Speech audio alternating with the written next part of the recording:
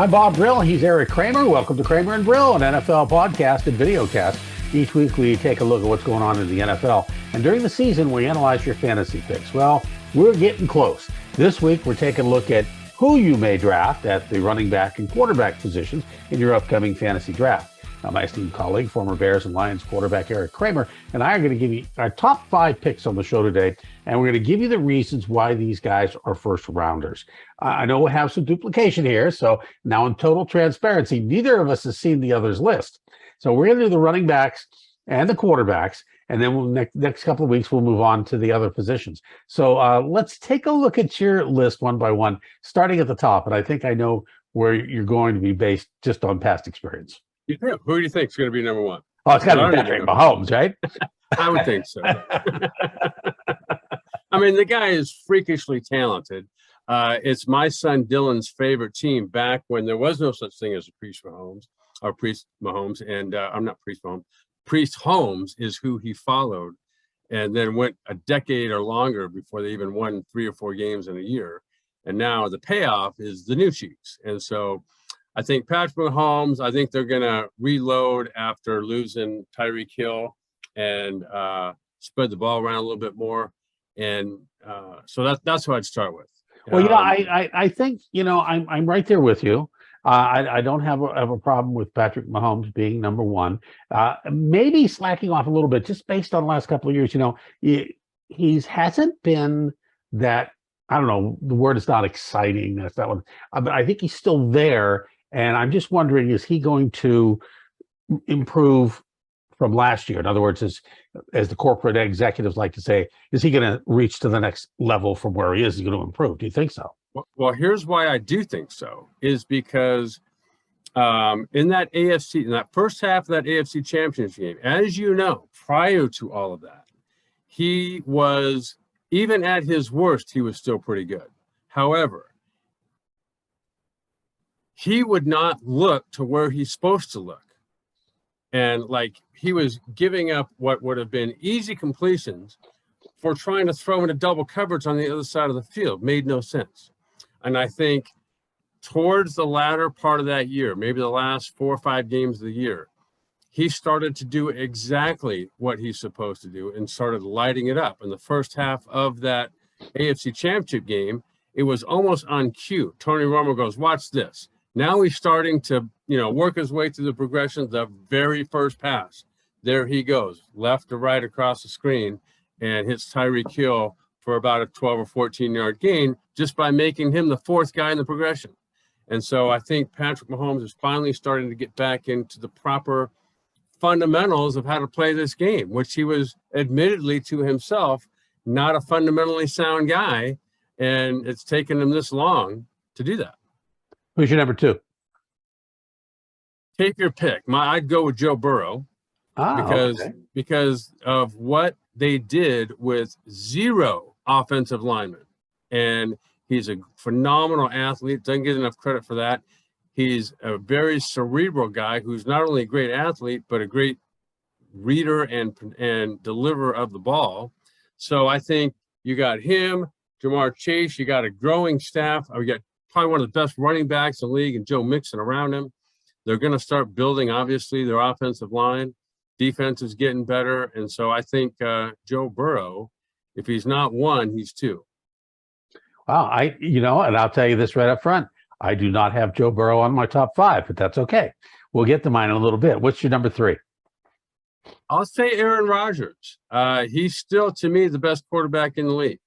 And yes, they lost Devontae Adams, but there's been years they had no Devontae Adams, and he'll make whoever's around him better. Now, they didn't lose him. They lost 3 of the receivers, and was it Scantling? And now the Bears even have St. Brown, Equanimeous St. Brown. So, but, he's still got a good pack of players around him. The tight end is great. So, yeah, he's going to be just fine.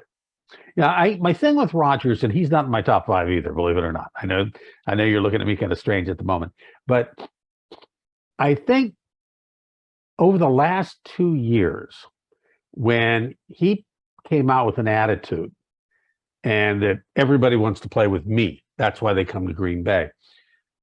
I don't know that that sit too well with the rest of the team. Now, his stats were still good, but his stats weren't as good as they have been. And there are some other guys who have moved up the level, moved up the ladder a little bit. So that's kind of where I'm going. Who's your next guy? I'll say Josh Allen, although I could be swayed another direction. But for now, I'll say Josh Allen, because here's a guy that's been doing nothing but ascending. And the Bills are the Bills because 100% him and who they've now put around him. And who's the guy that came from Minnesota that was the receiver? Not Diggs. Yeah, Stephon Diggs. Stephon Diggs. Yeah, one of the better receivers in the league, and so Dalvin Cook, one of the better running backs in the league. I mean, I'm sorry, that's Minnesota. I'm talking about Buffalo, and it's pretty much him with no running game. Now they've got a running defense. Game. Well, they do, but they don't. Not yet. They don't. And so we'll see when the season rolls around. But the guy's an unbelievable talent who, coming out of college, everyone thought was just a talent. Well, now he's got some game to go with it. And I'm there with you on that. Actually, I had him as my number 3. He does it all. He stays healthy. That's one of the big things with him. A lot of these other guys don't. He has stayed healthy. And, the way he runs the ball and everything, you think, okay, when's it going to happen? But, much lower statistically than the other 2, but the rushing element elevates him to their level and more. That's kind of the way I put it. He's got some better people around him this year, as you mentioned. I just think with a new running back on his team, it makes him that much more dangerous. Plus, 6 rushing TDs keeps him always in the mix. And for fantasy, that is a big one. Who's your next guy? I agree with you. So this would be one of 2 people.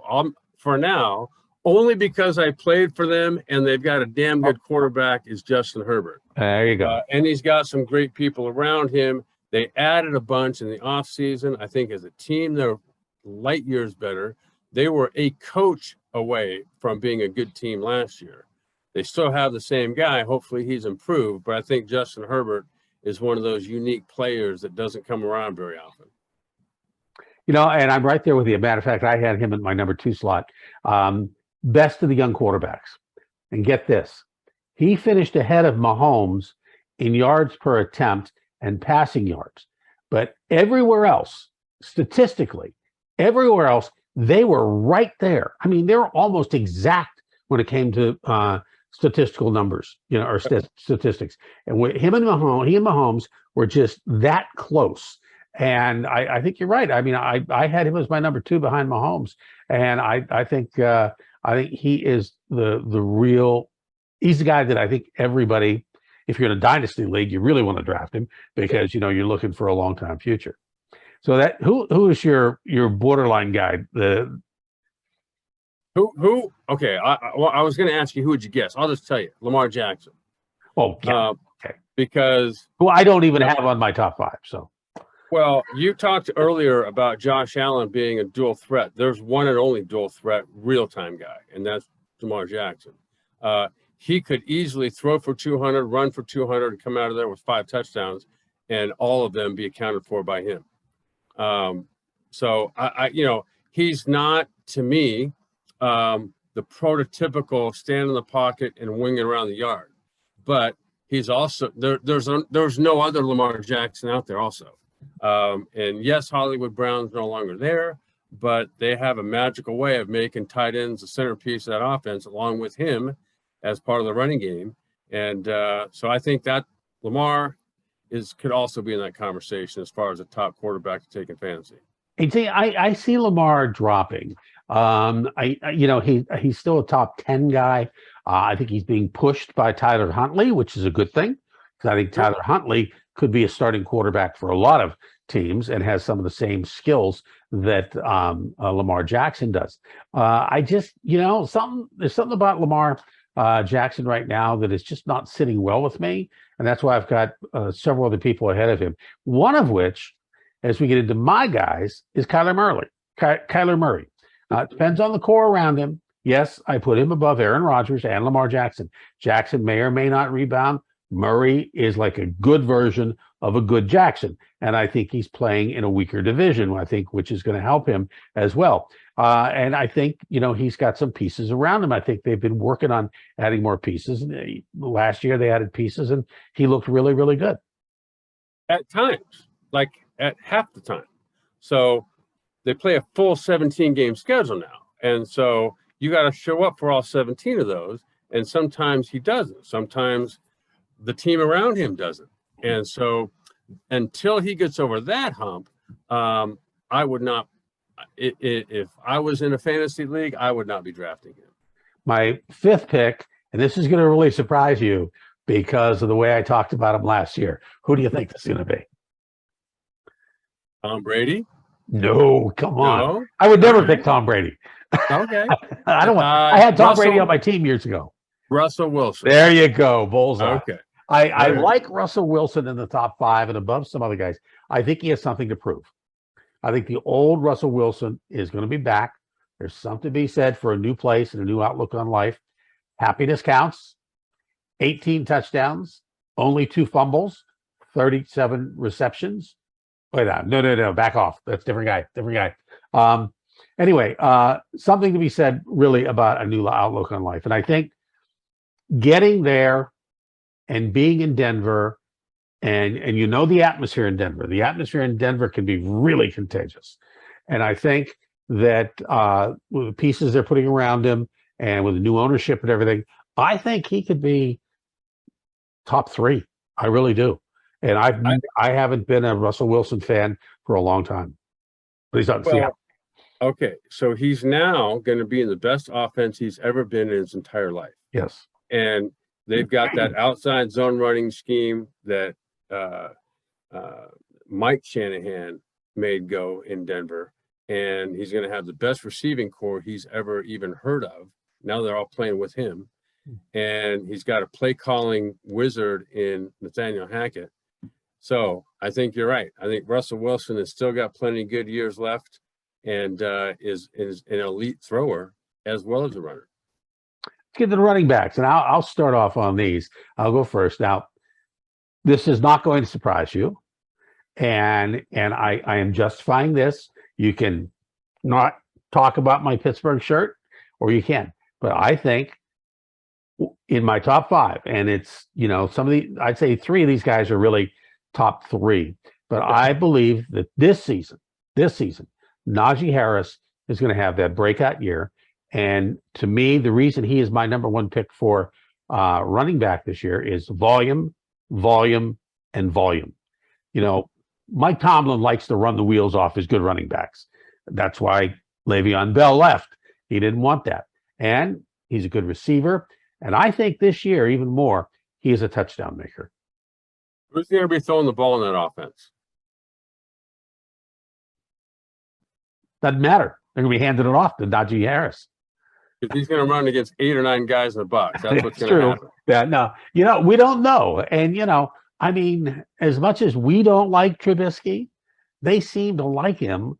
And I think that it's going to be whoever's there, because Najee's a good receiver, and I think he's going to probably get, he may get 100 catches this year. At least I think he's going to be in the 70 to 90 range. He's good enough to be, there's no doubt. He's good enough to be at the top of this list.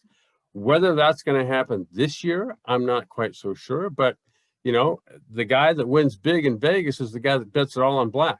That's true. So yeah, I can't argue with you as far as the talent goes. The guy is supreme. My number 2, and really could be number 1, is Jonathan Taylor. I mean, the breakaway workhorse, 107 rushing first downs, 18 touchdowns on 1,811 yards. I mean, the guy's a stud, and he's going to get volume too. He really is. Sure. Who the heck's playing quarterback in India these days? What's that? Who's playing quarterback for them these Matt days? Ryan. That's right. They did pick up Matt Ryan. And so, I think Matt Ryan's passing ability, if he's the old Matt Ryan, can, open things up even more for Jonathan Taylor. But I like Jonathan Taylor as either a number 1 or number 2. I agree with you. I mean, he's phenomenal. They got a great offensive line, run blocking especially. And yeah, I mean, he was up at the top of the league last year. Had it not been for his early fumbles, he had kept, so which I think now he's corrected. And so, yeah, I love that pick. He's in my top 5 too. Number 3 on my list, and this is going to surprise you too. And I tell you why, because I like what he did last year, and I think he's going to be just as good this year, maybe not better, but I don't think he's going to tail off. And usually that's what happens when a guy has a volume year. He has either a tail off or a second good year, and then he's done. And that's James Conner. I don't think last year was a fluke.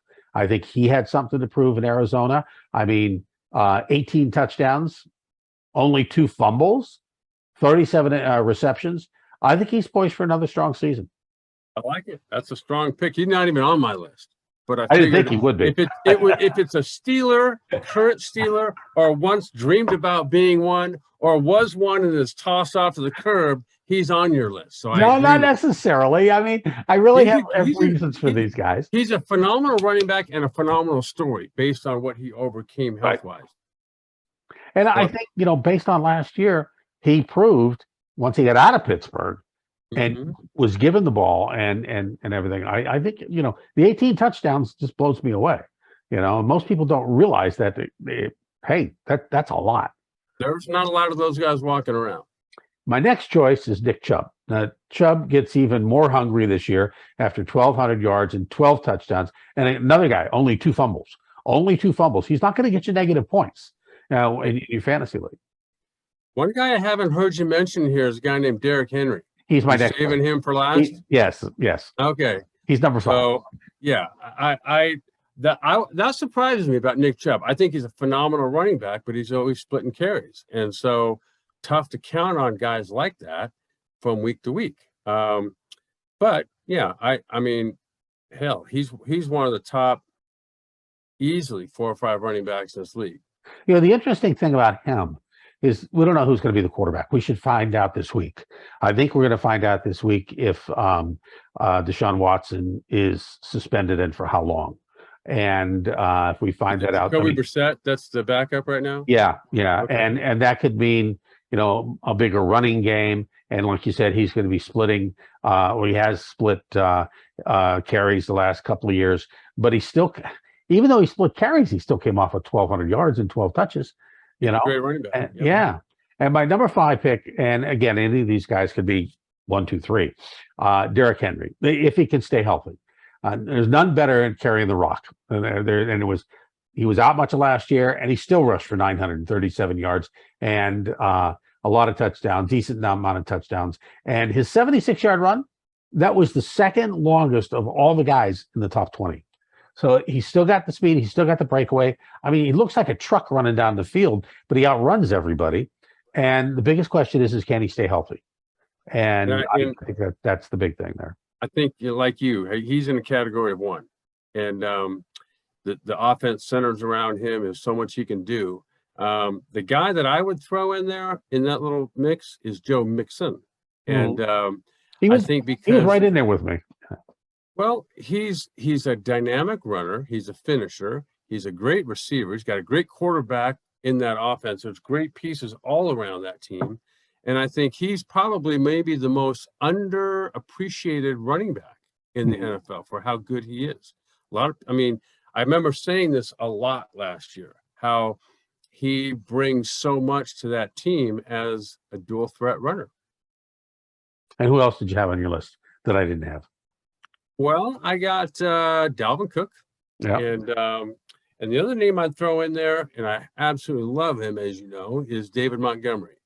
And I was wondering about David Montgomery. I thought he might be on your list because the last time we talked, we had the reporter from the Bears on. We talked about Montgomery, and I know you were saying some very positive things this year that you didn't say last year. So, well, and now they've got a legit running game. Right, so the offensive coordinator now is bringing in that same outside zone running scheme, and they've got some athletic linemen, and especially some of these young guys. So I think over the course of this season, this is a team that's growing. Are they going to make the playoffs this year? Highly unlikely. But I think they've done a lot of things on a, what would you say, a molecular level, where they're building some depth into the roster. They've gotten rid of some players, like traded. They got draft picks that they wouldn't have got had they not gotten rid of Khalil Mack. And I think they've built a lot of pieces, a lot of depth already that we're not going to really appreciate until later this year and into next year. But I think David Montgomery is going to be the beneficiary of this new offense. When going back to Dalvin Cook, it's hard to keep him off any list because the guy just gets so productive. I mean, it's like very, very consistently productive. I didn't check his touchdowns as far as that goes and his receiving, but mainly he is the runner. He's not really a dual threat like some of the other guys are. But it's just, and it seems that there's been this de-emphasis of some on the running game, but now we're starting to get back to that, more of an emphasis on the running game, or more really dual receiver running backs. And I think Dalvin Cook is I just don't put him in my top 5 because I just kind of wonder when he's going to stop, when he's going to hit that wall. He's been what, 5? Has it been 5 years for him now? It's about that time. Yeah, I think so. Yeah. And that's long in the tooth for a running back. I mean, he's the kind, I still haven't seen him slow down yet. So he's the kind of guy, if he gets a crease, that's 10 yards minimum, maybe more. And he's just an explosive part to their offense, which is really geared around him. Cool. Well, there you have it. We're going to talk next time. We'll talk about the all-important receivers and the tight ends, and maybe even throw in some rookies for you. That'll do it for another edition of Kramer and Brill. Don't forget to join us next time, wherever you get your shows, and on my Bob Brill YouTube channel. For my friend and colleague, Eric Kramer, we'll see you next time.